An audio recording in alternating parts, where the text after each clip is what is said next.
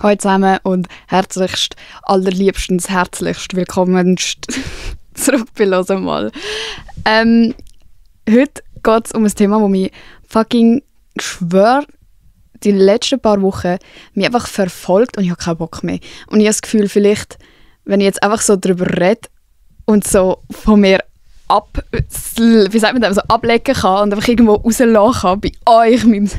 Ihr sagt immer, «Los mal, ist eure Safe Space». Guess what? Ihr seid mein Safe Space. Was auch irgendwo ein bisschen scary und komisch ist. Aber ja, ich habe das Gefühl, vielleicht, wenn ich es einfach so bei euch ein bisschen rauslassen kann und ihr mir dann nachher schreibt, «Oh mein Gott, immer mir geht's gleich», dann fühle ich mich nicht wie ein scheiß Alien und komme mir nicht vor, als wäre ich einfach dumm. Und das Thema ist, sich konstant mit allen anderen vergleichen. Und ich habe eigentlich wirklich so vor kurzem gedacht, dass ich viel besser geworden bin als früher. Und wenn ich so zurückgedacht habe, habe ich gedacht, oh mein Gott, was ist mit mir früher nicht gut gewesen, dass ich das so mega hart gemacht habe und so. Aber ja, ich glaube, irgendwie ist es so ein bisschen zurückgekommen. Kennt ihr das? Wenn man so das Gefühl hat, ja, jetzt habe ich das geschafft und so und jetzt ist alles viel besser und dann kommt irgendwie so etwas, wo du merkst, fuck, Alter, irgendwie habe ich es gleich noch nicht so 100% geschafft. Aber ich finde das auch fair. So, Bro, wir sind alle noch mega jung und wir probieren unser Bestes und es funktioniert halt nicht immer so schnell. Aber wenigstens wissen wir, dass irgendetwas nicht ganz perfekt ist, so wie es ist. Ich denke, ich würde einfach zuerst mal, wie es so bei mir momentan ist. Und es ist eigentlich mega unterbewusst. Also ich habe das Gefühl, früher war es wirklich mega aktiv gewesen, dass ich so jemanden angeschaut habe und sofort so war, Alter, die ist so viel schöner als ich und die hat das und die kann das und ich werde das nie im Leben können. Oder zum Beispiel gerade so eben mit Sachen, die man wirklich nie haben wird. Zum Beispiel jemand, jetzt in meinem Fall, der mega gross ist. Ich werde nie mega gross sein, scheißegal was ich mache. Und ich schaue die an und bin so, Alter, oh mein Gott, sie hat alles, was ich jemals haben wollen würde und nie haben können wird. Oder? Ist das richtig so? Ich weiß nicht. Und jetzt ist es einfach so, dass es mir nicht mehr aktiv so auffällt, dass ich so jemanden anschaue und voll analysiere und so, okay, sie hat das und das, was ich nicht habe und sie ist einfach perfekt und ich bin scheisse. Sondern es äußert sich dann, Alter, jetzt rufen wir Scheiße. Jetzt habe ich keine Lust zum Telefonieren, lass mich in Ruhe. Zum Glück habe ich nicht gesagt, wer mir angerufen hat. Das wäre jetzt einfach ein bisschen asozial gewesen. Aber jetzt ist es einfach so, jetzt äußert sich es mehr so in Form von, ich glaube, ich habe schon mal in einer Folge über das geredet, dass ich mir amigs so denke, so, ach, die ist blöd.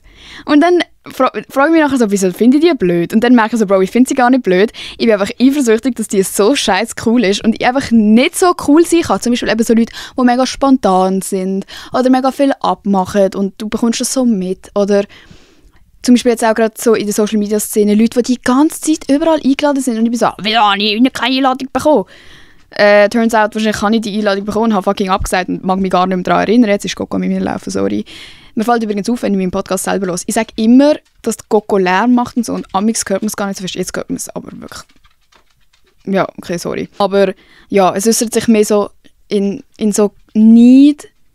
Ich glaube, was ist der Unterschied zwischen Eifersucht und Neid? Ich glaube, Eifersucht ist ja so also so auf persönlicher Ebene und Neid ist so, du willst etwas haben. Ich weiß auch nicht ganz. Auf jeden Fall, ich habe das Gefühl, ich bin mehr neidisch und eben genau so, wie man das immer sagt, du siehst einfach das in anderen Leuten, wo du das Gefühl hast, du hast das selber nicht. Oder so, wenn jemand etwas mega gut kann, dann zeigt es dir halt wie noch mehr, wie wenig gut du das kannst im Vergleich. Also zum Beispiel jemand, der sich hure schön schminken kann, dann schaue ich das vielleicht an und bin so, Alter, hure übertrieben geschminkt. Oder dabei denke ich mir einfach so, what the fuck, ich könnte das nicht mal, wenn ich 4 Stunden vor dem Spiegel hocken würde. Ich könnte nicht an den Punkt kommen, wie zum Fick hast du das gemacht? Wieso kannst du das besser als ich? Und wieso fühle ich mich jetzt schlecht, nur weil du cool bist, weißt? Und das schießt mich einfach, kennt ihr das? Man muss so an den Punkt kommen, wo es einem so fucking anschießt. Man denkt sich einfach so, ich habe keinen Bock mehr, dass mein Kopf so funktioniert. Und ich finde es so frustrierend, so jemand zu sein, der sich ernsthaft Gedanken darüber macht, was im Leben von anderen Leuten läuft. So, Bro, eigentlich sollte es mich in einen Scheissdreck jucken, ob die besser singen kann als ich oder ein cooles Outfit anhat oder so. Es tangiert mich überhaupt nicht, weil ich bin trotzdem auch selber cool. Aber ich glaube das halt einfach selber nicht. Das ist so der springende Punkt. Ich finde, man muss einfach so frustriert sein, dass man wirklich ernsthaft motiviert ist, um etwas an dieser ganzen Sache zu ändern. Und mir fällt es wirklich so, mir fällt so fest auf. Und es stresst mich und es tut mich wirklich so beeinträchtigen in meinem Alltag. Also ich werde so oft einfach so unendlich traurig über so kleine Sachen, wo ich mich nachher fast schäme dafür, obwohl es ja voll okay ist und es hat ja einen Grund und so fair, dass du traurig bist und so. Aber irgendwann denke ich mir einfach so, okay, Emma, shut the fuck up, du hast ein hure cooles Leben, du bist hure cool, Leute haben dich gern, du machst nichts falsch, Alte, jetzt hör mal auf, die ganze Zeit rumheulen. Und ich glaube, das geht mir gar nicht so, also logisch so, ich bin die ganze Zeit, ich habe hure grosse Fresse und so und ich habe grosse Meinung zu allem, aber ich glaube nicht, dass man mich anschaut oder mir zulässt und sich so denkt, die heult jeden Abend wegen irgendetwas Kleinem. So, es ist so unbedeutsam und das Problem ist, man nimmt mich dann auch wie weniger ernst, wenn ich halt die ganze Zeit irgendetwas finde. Wisst ihr, was ich meine? Es gibt doch so die Leute, die sind so, du weißt, wenn die heult, Alter, dann ist es wirklich nicht mehr gut. Und dann gibt es so Leute wie mich, so, ich heule wegen jedem Scheissdreck und Leute sind so, ah ja, die Emma heult einfach wieder. Und das ist auch irgendwie so, Bro, einerseits okay, ist nicht ganz fair von diesen Leuten, aber ich verstehe schon, ich bin selber auch so, ich denke mir genau das Gleiche wie andere Leute. Aber ich weiß nicht, was mein Scheißpunkt ist. Ich habe mir einfach wirklich heute nicht so viel aufgeschrieben, weil ich bin selber lost, was das Thema anbelangt und ich will auch einfach mehr darüber reden und ich kann euch jetzt obviously nicht so viele Tipps geben, weil ich einfach selber in dieser Situation bin. Aber ach so, ich will einfach weg von dem und ich will einfach halt for real können da hocken und mich gut fühlen über mich selber und nicht immer hinterfragen, oh, ist jetzt das, was ich gesagt habe, blöd gewesen oder hätte das jemand anders besser können sagen. Und ich habe das Gefühl, bei mir ist das halt schon immer ein bisschen so gewesen. Ich habe mich immer mit anderen verglichen, weil ich auch einfach, seit ich klein bin, extrem perfektionistisch bin. Sage ich und hocke da in meinem verdreckten fucking Zimmer. Aber das ist genau das Problem. So, ich hocke nicht in meinem verdreckten Zimmer und bin zufrieden mit der Situation, sondern es stresst mich, weil ich es gerne schön hätte. Und ich hatte das einfach von klein auf gehabt. Und meine Mami hat das auch. Und vielleicht hat sie es mir halt auch ein bisschen mitgegeben. Also, das ist jetzt auch gar nicht, also weißt du, das ist eigentlich gut, hat sie mir so Motivation mitgegeben und so. Aber es ist halt immer so, ich wollte immer die Beste sein in allem. Und eine Zeit lang geht das halt, wenn du ein Kind bist und vielleicht ein begabtes Kind bist. Aber irgendwann kommt der Punkt, wo du merkst, fuck, Alter, andere Leute sind auch gut. Und wenn du das ganze Leben irgendwie nicht gehabt hast und immer so, die Emma hat so gute Noten und die Emma ist so eine Liebe und die Emma... Und dann plötzlich ist es so, die Emma kann übrigens keine Mathe. Alle anderen in der Klasse sind besser als Emma in Mathe. Und Emma ist so dort am Heulen, weil sie sich scheiße fühlt, weil sie keine scheiß Mathe kann, obwohl das so fucking unbedeutend ist. Wisst ihr, was ich meine? Und ich habe das einfach in jedem Aspekt von meinem Leben. Wenn ich es nicht perfekt machen kann oder nicht das Gefühl habe, es ist perfekt für mich selber, dann stresst es mich einfach so fest. Und dann komme ich in so ein Ding rein, zum Beispiel jetzt auch eben jetzt mit Social Media zum Beispiel. Ich kann im Moment, ich kann keine richtige Videos machen, weil ich das Gefühl habe, ja, aber ich weiß gar nicht, was ich recht machen will und ich weiß auch nicht, ob es die Leute juckt und okay, es juckt die Leute wahrscheinlich eh nicht und die anderen machen alle spannendere Videos als ich und dann mache ich es einfach gar nicht. Anstatt einfach eins machen und okay, dann juckt es vielleicht nicht so viele Leute, aber be fucking for real. In meinem Ausmaß bedeutet es nicht mehr, oh, es wird nicht eine einzige Person gesehen. In meinem Ausmaß ist es unter 10'000 Leute haben es geil gefunden, das heisst, es ist scheiße. Also ich meine, das ist wirklich absurd. Und das so auszusprechen ist auch irgendwie komisch, aber glauben mir, es ist bei allen so, die irgendeine so gewisse Reichweite haben. Wenn zum Beispiel mal an einem Tag 10'000 weniger Story-Aufrufe hast als am Tag vorher, denkst du so, oh mein Gott, was habe ich falsch gemacht? Haben sie mich jetzt nicht mehr gern? Jucke ich sie jetzt nicht mehr? Was soll ich jetzt machen? Was poste ich jetzt, dass sie mich wieder gern haben? So in dem Sinne, obwohl Leute einfach ihr eigenes Leben haben. Und ich glaube eben mit dem ganzen Social-Media-Ding hat sich das halt bei mir noch viel mehr ausprägt, weil du musst zwungenermassen ganz viel Zeit auf Social Media verbringen, um halt auch Ideen zu finden und so. Du musst halt immer so schauen, was läuft, was ist gerade relevant, was sind gerade für Trends und für das musst du halt auch so deine Screentime haben. Und du scrollst und scrollst und scrollst. Und eine hübsche nach der anderen und jemand, der viel bessere Videos macht und jemand, der besser bearbeitet und jemand, der eine spannendere Geschichte hat und jemand, der jeden Tag etwas Spannendes macht. Und ich denke mir so, Bro, ich mache ja gar nichts, was soll ich euch zeigen? Was wollt ihr von mir sehen? Und es ist einfach so, weil ich mich so viel mit dem befasse und auch extrem fest mit mir selber befassen muss, weil so mein Job besteht daraus, mich irgendwie selber darzustellen, komme ich in so eine hohe Spirale rein. Und am Anfang habe ich gedacht, eben, es bezieht sich nur so auf Social Media Game und so und das hat nichts mit meinem so Privatleben zu tun oder so. Aber es ist halt auch dort so. Ich kann nicht glauben, dass Leute actually mit mir befreundet sein wollen, zum Beispiel nicht. Ich weiß nicht, die Folge eben geht ja eigentlich so um Vergleich mit Menschen, aber andererseits geht es auch fix so um Insecurity, weil eben, du vergleichst dich ja nur, weil du das Gefühl hast, du bist schlechter als andere und du dich selber nicht auf der gleichen Wellenlänge wie alle anderen siehst. Und das ist ja fucking absurd, jetzt so vor allem an meinem Beispiel, weil mir wird das ja so in die Fresse gedrückt eigentlich, dass Leute mich gerne haben. Und jemand, der nicht in der Öffentlichkeit gefeiert wird von gewissen Leuten, hat das ja nicht einmal. Aber ich würde auch einfach sagen, so, scheißegal, was du für eine Plattform hast, scheißegal, wie viele tausend Leute das sagen, wenn du es selber nicht glaubst, dann bringt es dir einen feuchten Scheissdreck, wenn dir 50'000 Männer am Tag schreiben, hey, du bist die schönste Frau auf der Welt. Ich finde mich selber hässlich, weißt du so. Ich sage übrigens, das finde ich jetzt wirklich nicht, ich finde mich nicht hässlich. Aber in einem Raum voller ganz schönen Menschen fühle ich mich, als wäre ich am wenigsten schön. Wisst ihr, was ich meine? Und es ist nicht so, ich habe auch meinen Platz da, sondern dann bin ich instant so, was mache ich da? Wieso bin ich auch in diesem Raum? Ich gehöre da nicht an, ich bin nicht würdig. Und das ist auch so fucking mühsam. Es sollte jetzt auch nicht so eine mega negative Folge sein. Wirklich, mein Point ist, dass ich euch zeigen will, dass es einfach, glaube ganz vielen Menschen so geht. Scheißegal, wie es von außen aussieht. Egal wie confident man wirkt, egal wie gut man kann reden, egal wie viel Erfolg man hat, wenn du in dir innen nicht die scheiß Arbeit machst oder verrichtest, Alter, wie sagen wir, Arbeit verrichten, ja. Wenn du nicht für dich selber mal den Finger aus dem Arsch nimmst und einfach mal an dir schaffst, weil ich habe das so lange ignorieren.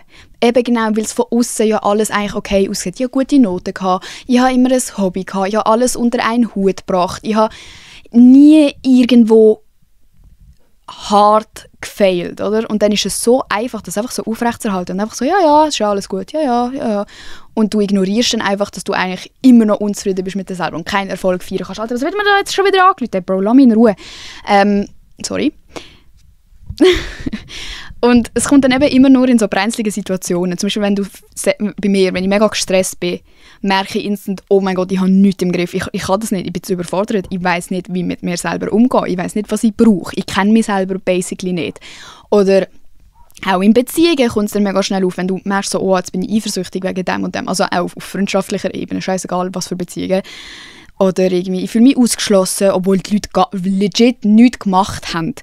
Oder wieso haben die mich jetzt nicht gefragt, ob ich auch dort hin will? Irgendwann kommt also der Tiefpunkt, wo man merkt, okay, so läuft es nicht mehr weiter. Und falls du vielleicht auch an so einem Punkt bist, jetzt ist dein Zeitpunkt, um etwas zu ändern dran und wirklich mal überlegen, wo zum Fick fange ich an? Und ich habe mit vielen Kolleginnen von mir darüber geredet und bin so gewesen, Leute, ich weiss nicht, wo anfangen. Ich weiss nicht, wie ich das mache, weil es ist nicht etwas, wo ich verloren habe. Es ist nicht so, wow, ich bin mal mega zufrieden gewesen und habe es voll im Griff gehabt und ich muss jetzt zurück an den Punkt kommen, sondern es ist so, ich habe das Gefühl nie gehabt und ich weiss nicht, wie man dort ankommt. Weil es ist wie so, zu irgendeiner Kollegin habe ich in einer Sprachaufnahme bin ich so gewesen, Bro, das ist wie wenn ich jetzt probieren würde, aus Salz und Wasser ein Haus zu bauen. Ich habe das Gefühl, ich habe die Mittel nicht dazu, weil mir das einfach nicht beigebracht worden ist. Wie wird dir das beigebracht? Wer gibt dir das mit? Wo lernt man das? Und es ist für mich überhaupt kein Wunder, wieso Leute, die 50 sind, das immer noch nicht im Griff haben, weil niemand sagt dir, was der richtige Ansatz ist, weil es das nicht gibt. Es kommt ja nur auf dich drauf an, was du brauchst. Aber ich glaube, es ist einfach so wichtig, irgendwie, dass man sich selber so ein bisschen kennenlernt und wir verbringen so viel Zeit damit, andere Leute probieren kennenzulernen. Wir überlegen uns, was könnte ich als nächstes für eine geile Frage stellen? Was will ich noch über die Person wissen? Hast du das jemals mit dir selber gemacht? Nein. Bro, wenn mich jemand fragt, was ist eigentlich deine Lieblingsfarbe, muss ich wirklich so zuerst mal so 3 Mal überlegen, weil ich keine Ahnung habe, was meine Lieblingsfarbe ist. Und dann sage ich einfach blau, weil das meiste, was ich habe, einfach blau ist. Aber ist das wegen dem meine Lieblingsfarbe? Keine Ahnung. Ich habe einfach alles, was blau ist. Okay, vielleicht ist es meine Lieblingsfarbe. Wisst ihr, was ich meine? Es ist immer so, und alles. Ich habe das Gefühl, alles ist so viel mehr anstrengend, wenn du dich selber nicht kennst und dich nicht mit dir selber auseinandersetzt. Und es ist ja auch wieder fucking ironisch irgendwie, dass ich kann in der gleichen Viertelstunde sagen, mein Job ist es, mich selber darzustellen und gleichzeitig sage ich befasse mich nicht mit mir selber. Und darum, glaube ich, habe ich auch so ein bisschen eine Blockade im Moment, weil wenn ich nicht weiss, wer ich selber bin und was ich selber gerne habe und was ich gerne machen würde, wie zum Fix soll ich Content erstellen, der selbstdarstellend ist und irgendwie eine Message mitbringt und so. Darum, ja, das ist einfach ein grosses Dilemma. Aber es ist auch gut, eben, weil jetzt merke ich langsam, so kann es nicht weitergehen, ich muss jetzt etwas ändern. Und mein Plan ist so ein bisschen, eben, dass ich mich ein bisschen mit mir selber befasse und auch mal so ein bisschen lerne, mich zurückzuheben. Also mir hat auch mal jemand gesagt, so, ich glaube, ein grosser Grund, wieso die Leute nicht mehr an sich arbeiten und sich nicht verbessern und einfach so bleiben, wie sie sind, ist, weil man für Veränderung auch einfach mal muss können, den jetzigen Zustand aushalten. Einfach mal in dem sein. Auch wenn du mal hässig bist. Einfach mal hässig sein, ohne dass du etwas machst. Aber ich bin so jemand, sobald ich irgendein Gefühl empfinde, ich muss das rauslassen. Sobald ich traurig bin, ich muss alle meine Ängste wissen lassen, Bro, ich bin jetzt gerade traurig. Okay, das stimmt nicht ganz. Aber so, irgendjemand muss das erfahren. Und ich erwarte dann, dass mir irgendwie geholfen wird, anstatt dass ich einfach mal traurig bin und mich traurig sein lasse und das mal spüre und so, wie sagen wir das? Einfach so, dass man sich so in dem mal so badet oder so. Sorry Leute, heute sind meine Worte wirklich nicht so poetisch wie sonst. Aber das ist jetzt auch so etwas, was mich stresst. Weißt, ich bin jetzt so, oh mein Gott, finde ich jetzt die Folge scheiße, weil ich irgendwie nicht so gut reden kann in dieser Folge. Aber ich glaube, man merkt, es ist ein sehr intimes und schweres Thema für mich. Aber ja, ich glaube einfach wirklich, ich muss lernen, das so ein bisschen auszuhalten. Einfach, okay, du fühlst dich jetzt einfach scheiße mit dir selber. Step by Step muss ich jetzt meine Lösung für mich selber finden. Und ich glaube, es hat wirklich viel damit zu tun, sich selber kennenzulernen und so ein bisschen zu lernen auch, dass auch nicht alles so wichtig ist. Also weißt, juckt es jetzt wirklich so viele Leute, ob mein Video so perfekt geschnitten ist, wie ich das gerne hatte? Muss ich einen ganzen Abend pisst sein, weil es das nicht ist? So das Perfektionistische so wirklich mal probieren, ein bisschen ablegen. Es ist hure cool, wenn man motiviert ist und gerne Sachen gut macht, das sage ich gar nicht. Aber wenn so ausprägt ist, dass du gar nichts mehr machen kannst, sorry, dann failst du ja noch viel mehr, als wenn du einfach etwas so halbpatzig, mediocre vielleicht gemacht hast. Wenn du gar nichts machst, dann verschwendest du einfach deine ganze Zeit. Also wirklich, das macht einfach keinen Sinn in meinem Kopf. Aber es ist jetzt einfach so, ja, ich weiss nicht, wenn das überhaupt so richtig angefangen hat. Ich habe das Gefühl, einfach schon, wo das ganze Insta-Zeug und so aufgekommen ist, als ich 12, 11 war, ich habe das nie hinterfragt. Ich habe einfach gewusst, okay, alle bearbeiten ihre Bilder. Ich tue jetzt in dem Fall meine Bilder auch so bearbeiten, bis ich aussehe wie alle anderen auf Insta. Bro, ich habe so hart mein Zeug gefacetuned und alle haben es gewusst und alle haben mich ausgelacht dafür. Aber es hat mich nicht gejuckt. Es war mir wie wichtiger gewesen, dass das so aussieht wie bei allen anderen, als dass ich ausgelacht wird in echt. Sorry, jetzt habe ich mich und es ist einfach dort schon der Vergleich so, die sehen alle so aus, wieso sehe ich nicht so aus? Bro, weil du fucking 12 bist, es ist nicht normal, dass man so aussehen muss. Oder auch eben so, das habe ich auch schon oft erwähnt, dass Typen einem immer so verglichen haben mit allen anderen und du bist von 1 bis 10 bist du ein 7 und du bist ein 8 und du bist ein 4 und du bist ein Opfer und du bist geil. So, man lässt sich halt von dem definieren, was die Leute durchs Leben über dich gesagt haben. Und mir ist sehr oft gesagt worden, dass ich nichts anderes bin als so ein hübsches Ding, aber mehr bist du nicht. So. Und ich glaube, ich habe das halt schon ein bisschen angefangen zu glauben.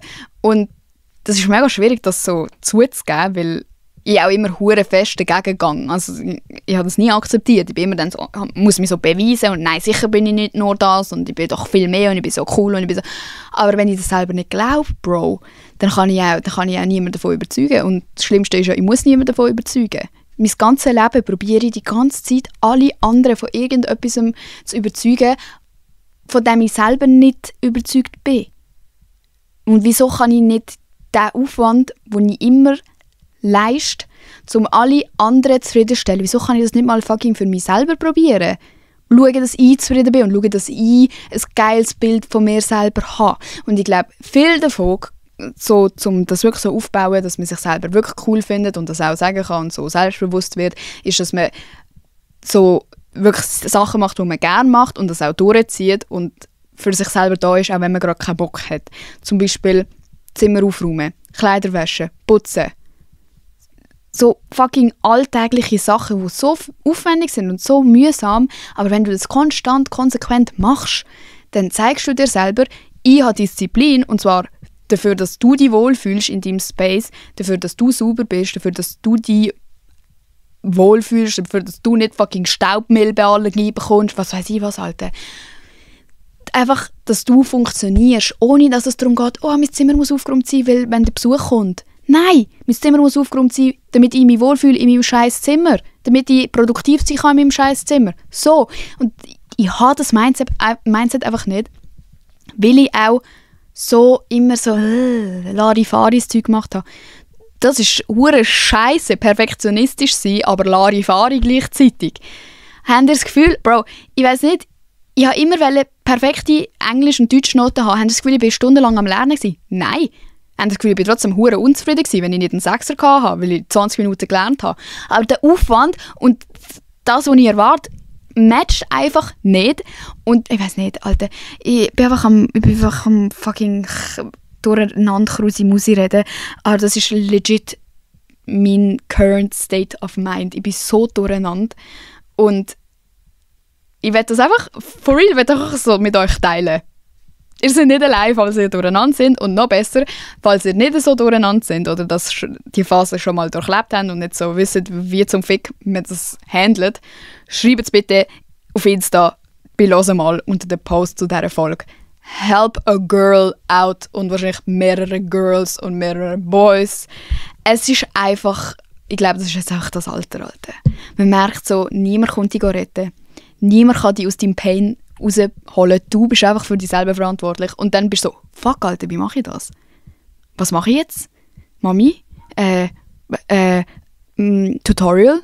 Kann man bitte jemand Step by Step... Alter, ich glaube im Fall... Legit, ich frage nachher ChatGPT, was ich da machen muss.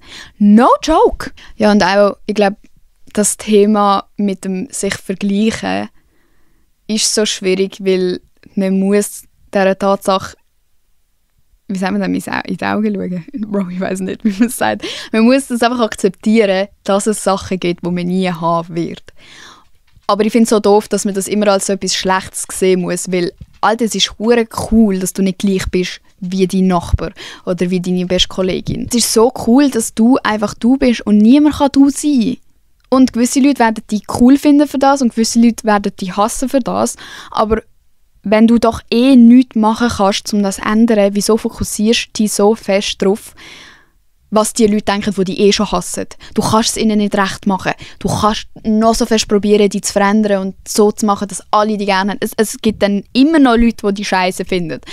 Und ich habe so viel Zeit von meinem Leben verschwendet, um probieren, es irgendwie besser zu machen für die Leute, die nicht zufrieden sind mit mir. Oder irgendwie, ich denke heute noch, ich bin die ganze Zeit angespannt, so draussen oder so. Ich bin so, oh mein Gott, aber ich will nicht, dass jemand etwas Dummes von mir denkt. Ich probiere immer perfekt dazustehen.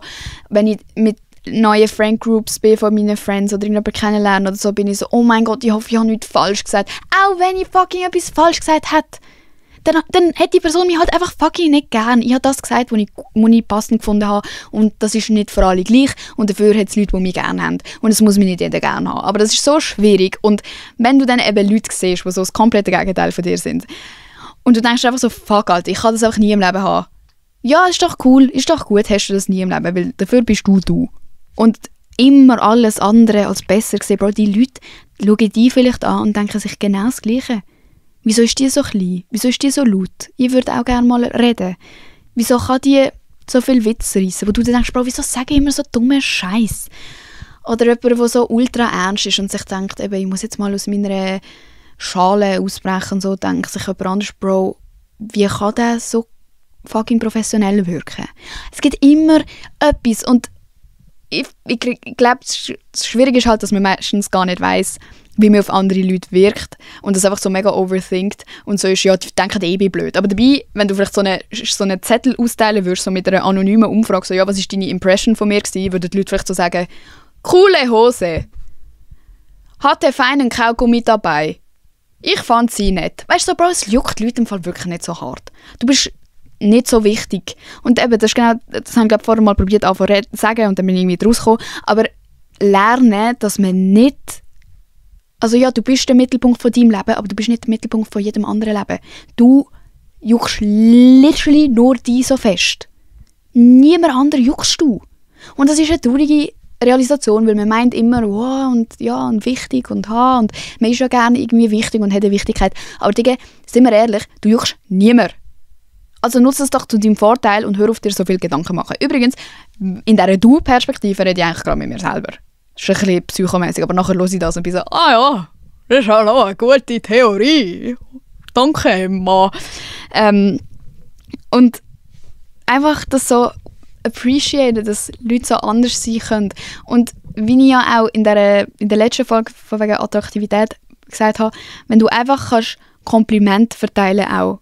Also ich jetzt zum Beispiel, wenn ich eigentlich sehe, der so fucking gross ist und ich denke mir, oh mein Gott, ich will auch gross sein. Ich sehe aus wie ein kleines Kind, gehe ich zu dieser an und sage, hey, du siehst so schön aus. Du musst ja nicht mal spezifisch sagen, weil du so gross bist, weil vielleicht ist das für die Person eine Insecurity.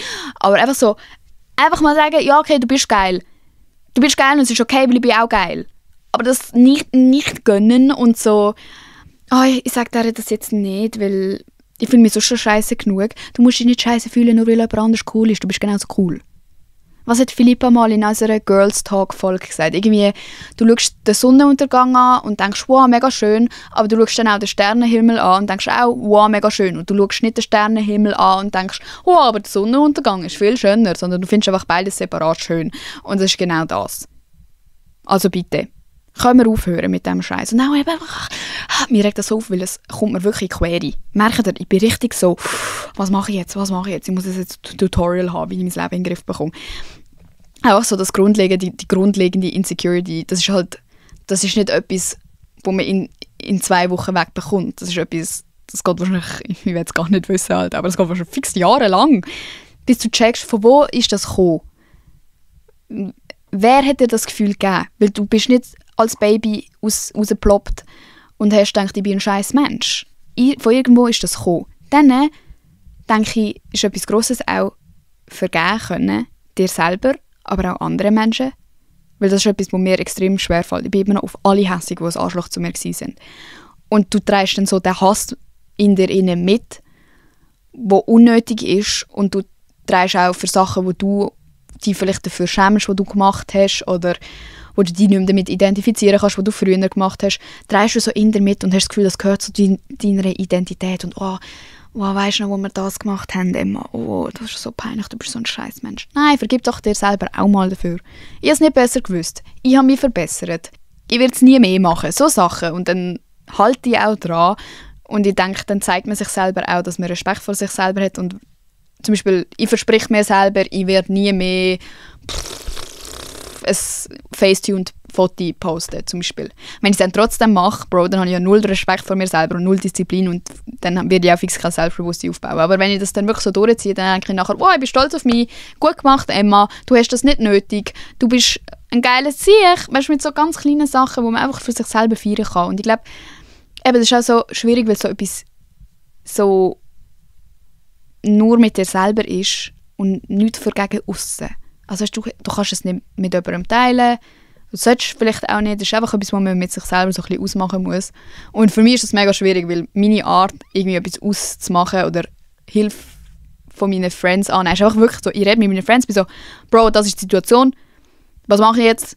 Hilf mir bitte, was findest du dazu? Und wenn meine Friends dann sagen, hey, du hast das voll gut gemacht, oder ja, mach doch das und das, und ja, das war vielleicht ungünstig gewesen, scheißegal, was sie sagen, ich bin auch so, okay, danke, und nachher geht es mir besser. Aber mit dem, die können mir nicht helfen, weil die sagen mir einfach, ja, du bist ein geiler Sieg. Hör auf, das von dir denken, du bist ein geiler Sieg. Und dann denke ich, oh mein Gott, ich bin kein geiler Sieg. Und nutzt einfach so, falls ihr auch struggelt mit dem sich ständig vergleichen, überlegt, ist jetzt das in dieser Situation sinnvoll oder nicht, weil ich finde, es gibt schon Situationen, wo es dir etwas bringt. Zum Beispiel eben gerade, weiss doch nicht, jemand kann hure cool fotografieren und das ist auch dein Hobby, aber du checkst einfach nicht, wie die Person das so geil anbekommt. Hol dir Inspiration von denen. Du kannst ja sogar fucking fragen, hey, hättest du Lust mal zusammen etwas machen und du zeigst mir so ein bisschen, wie du das machst. Vielleicht, weißt, ich finde es aber mega cool, wie du das machst. Vielleicht kannst du mir so ein bisschen deine Tipps zeigen. Bro, ist doch viel geiler, als dass du die im Zimmer vergrabst und denkst, oh mein Gott, ich tue nie mehr Fotos, weil die andere kann es viel besser. Und das kann man jetzt obviously auf jeden anderen Aspekt vom Leben anwenden. Und das ist jetzt ein banales Beispiel, aber ich glaube, ihr checkt, was ich meine. dass man es auch ein bisschen schon als Motivation oder Antrieb oder so sieht, so, oh, es geht ja noch mehr. Und es ist wäre ja langweilig, wenn du einfach so überzeugt von dir selber bist und ich kann alles, was ich können muss und ich bin perfekt. Und logisch nicht, man kann sich immer verbessern, aber du musst dich selber nicht abmachen dafür. Du kannst einfach sagen, hey, ich könnte das noch besser machen, cool, ich freue mich, um das zu lernen. Und nicht, Emma, du scheiß Opfer, Alter, du kannst nichts. Darum machst du jetzt am gescheitsten gar nichts sowieso, weil du kannst es eh nicht. Ich denke, das ist sehr ungesund, aber ich denke auch, viele von uns denken leider so. Und vielleicht kommt das auch von deiner Familie. Vielleicht hat dir ein älterer Teil immer eingeredet, Bro, du bist einfach nutzlos, du bist ein kleiner, dummer Wichser. Vielleicht kommt das von deiner ersten Beziehung. Vielleicht, weiss ich auch nicht, von einer Lehrperson. Aber das heisst nicht, dass man in diesem Muster bleiben muss. Und es ist doof. Du hast einen Nachteil, wenn du das von irgendwo mitgegeben bekommen hast und du nicht mal selber die Schuld bist quasi. Aber das heisst nicht, dass es okay ist, in dieser Rolle zu bleiben für dich. Weil dann ist es umso wichtiger, dass du für dich selber abstickst und einfach mal die aus dieser Position probierst rauszuretten und die Arbeit leistest, die nötig ist, um wieder ein Selbstbewusstsein aufzubauen und zu sehen, dass du nicht schuld daran bist, dass du so behandelt worden bist und dass du auch nicht, oder quasi, dass du mehr wert bist, als dass du musst in diesem Mindset bleiben. Ich glaube, das ist auch ein grosser Punkt, wieso man oft einfach nichts dagegen macht, weil man denkt, ja, man verdient, so zu leben. Also, weißt du, so, wenn ich mich selber scheiße finde, wieso würde ich für mich selber das machen, dass ich in mich selber Zeit investiere, dass ich mich besser fühle, dass ich ein tolleres Leben führen kann und dass ich mir nicht so viele Gedanken machen muss. Versus, wenn ich das Gefühl habe, hey, aber ich bin eigentlich eine coole, ich habe auch das Recht auf ein sorgenfreies oder so ein bisschen mehr sorgenfreies Leben und dass ich mich selber appreciate. Ich werde das jetzt machen. Und ich finde es auch traurig, ehrlich gesagt, einfach so traurig, dass ganz viele Menschen so geht. Und auch, dass es mir so geht. Ehrlich, Bro, wieso? Wieso muss das sein? Aber ich denke, es ist auch cool, dass ich mir jetzt viele Gedanken über das gemacht habe und so ein bisschen wahrscheinlich meine Lesson aus dem ziehen und es wird sicher mega lang gehen und ich werde noch 5-mal genau so denken und denken, oh mein Gott, ich komme nicht mehr weiter und dann komme ich weiter und dann komme ich wieder ein bisschen weniger weiter, aber so ist das Leben und ich werde euch einfach so ermutigen, zum nicht aufgeben. Also weißt du, so, eben, der Punkt, wo du jetzt bist, muss nicht der Punkt sein, wo du bleibst. Du kannst immer weitermachen und jeder ist so auf seinem eigenen Weg und ja, vielleicht ist dein Konto so im Minus, weil dir mega viel Unrecht angetan worden ist und du brauchst wahrscheinlich mehr Arbeit, um an einen Punkt zu kommen, wie jemand, der das perfekte Leben hatte und nie Struggles hatte, aber auch diese Person kann strugglen. Und wir sind einfach alle so auf unserer eigenen Timeline. Und auch dort kann man sich nicht vergleichen. Übrigens, wenn du jemanden siehst, der so hure confident ist und so, oh no, ich werde das nie haben. Doch, könntest du, actually. Wahrscheinlich einfach nicht so schnell, aber du könntest. Und bitte gib dir doch Mühe. Es ist auch okay, wenn du nicht ganz an diesen Punkt kommst. Es ist schon 100-mal besser, wenn du ein bisschen näher an diesem Punkt bist. Wisst ihr, was ich meine? Immer so, dass alles oder nichts, entweder das perfekte Leben oder ich kann es ja gerade sein lassen. Nein, das ist einfach eine dumme Ausrede, um nichts zu machen, weil, sind wir ehrlich, es ist sehr comfortable, einfach miserabel, sich zu fühlen. Du musst nichts machen. Du kannst denken, ja, es ist eh scheiße. Du musst dich nicht anstrengen. Du bist einfach nur traurig. Und das ist anstrengend. Aber so actually etwas machen und oder arbeiten ist halt hure anstrengend und das macht auch weh und es braucht viel Zeit und das will man halt einfach irgendwie nicht als Mensch, faules Tier. Ah ja, wegen der letzten... Ah nein, die letzte Folge war ja gar nicht mit der Attraktivität. Die letzte Folge war ja wegen dem Ponyhof, gell? Jemand hat mir einfach geschrieben, ich bin ein Tier. Wie ein Pferd. Du bist ein Tier wie ein Pferd. Das ist mir recht geblieben. Mir habe ich nicht mehr zu sagen. Ich weiß auch nicht ganz, was das war. Das war eine komische Folge, Leute. Es tut mir leid. Nächste Woche rede ich wieder ein bisschen mehr strukturiert reden und so ein bisschen mehr überlegen, was ich sagen will. Aber das war einfach so etwas. Ich musste das einfach loswerden. Es hat jetzt einfach raus. Und es ist jetzt mehr so eine Folge, wo ich auch sehr gerne eure Gedanken dazu hören würde. So ein bisschen, wir können ja so ein bisschen diskutieren unter dem Insta-Post. Falls ihr mal würdet schreiben, Alte, wirklich, eine Zeit lang habt ihr wirklich mega viel geschrieben wieder, weil ich euch dazu ermutigt habe.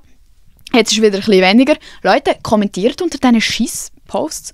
Und falls gerade nicht weißt, was nach diesem Podcast hören machen willst, falls du denkst, du willst gechillte, entspannende Zeit haben, kannst du mein neues YouTube-Video schauen. Es ist ein Vlog von meinem Berlin-Trip und ich habe mir echt Mühe gegeben, dass es so cozy Vibes hat und nicht so crazy turned up ist, weil ich glaube, das ist so ein bisschen mehr die Richtung, wo ich gehen will. Ich bin mir noch nicht sicher, aber eben, ihr wisst ja, fucking Identitätskrise. Aber könnt doch schauen, lasst mich know, was ihr dazu denkt. Shameless Self-Promo. Folgt dem Blosemal-Account auf Insta und bewertet den Podcast auf Spotify und Apple Podcasts. Und sonst, Leute, es kommt alles gut. Danke, dass ihr mir zugelassen habt. Das war basically einfach ein ganz langer Rant gewesen. Es tut mir so leid, falls euch das irgendwie mehr leid anstatt Gutes angetan hat. Let me know. Nein, bitte sagt mir nicht, falls es euch einfach nur traurig gemacht hat. Dann fühle ich mich nämlich auch scheiße. Aber ich hoffe irgendwie, dass ihr euch so ein bisschen weniger allein fühlt damit. Wisst ihr, was ich meine? Das kann jetzt einfach in die Hose gehen oder nicht, aber ich hoffe mal, es geht nicht in die Hose. Oh, jetzt fühle ich mich schlecht. Nein, stopp, ich tue es nicht overthinken. Ich habe mein Bestes gegeben für meine gegebene Situation. Ich bin am konsistent sein, indem ich überhaupt eine Folge aufnehme, obwohl ich ein bisschen uninspiriert bin.